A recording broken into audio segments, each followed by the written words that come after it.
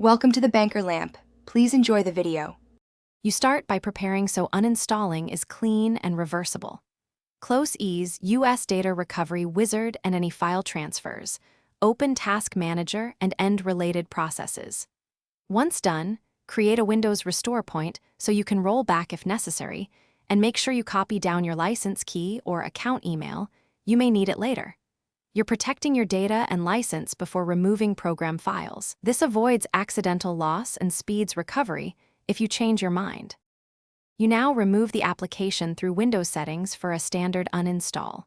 Open Settings, go to Apps, then Installed Apps, locate EaseUS Data Recovery Wizard, and click Uninstall. Follow the program prompts. Choose to remove user data only if you're sure you won't need recovery logs. Once the uninstall finishes, make sure to restart your PC. Rebooting clears locked files and stops lingering services. This ensures the program is fully unloaded and prevents file access conflicts. Finish by cleaning remnants and fixing issues.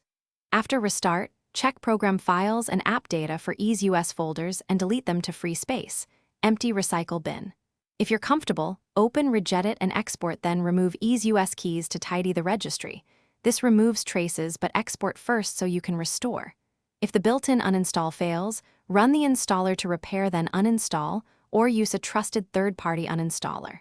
If things go wrong, restore from the Windows restore point you created earlier. Thanks for watching. If this was helpful, leave a like and consider subscribing. See you next time.